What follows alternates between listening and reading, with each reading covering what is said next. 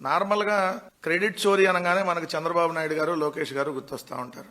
దానికి మించి నేనేమన్నా తక్కువ తిన్నానా? నేను కూడా చంద్రబాబు నాయుడు గారికి దత్తపుత్రుడినే కదా. ఈ కూటమి ప్రభుత్వంలో నేను ఉప ముఖ్యమంత్రిగా ఉన్నా కదా.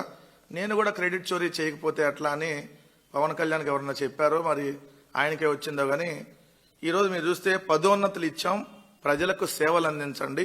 కూటమి ప్రభుత్వం వల్లే పంచాయతీరాజ్లో 10,000 మందికి పైగా పదోన్నతులు వచ్చినాయి అంట. అంటే ఏంటంటే ప్రమోషన్స్ ఇచ్చారంట.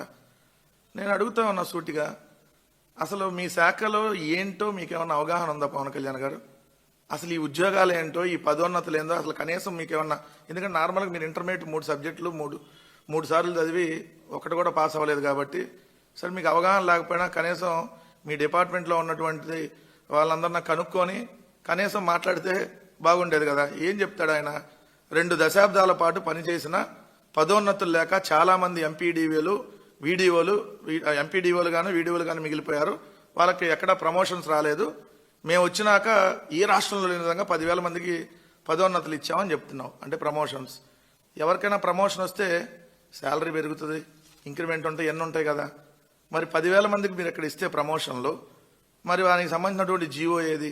వాళ్ళకి ఎక్కడ శాలరీలు పెరిగినాయి అన్న ఇచ్చారా మీరు?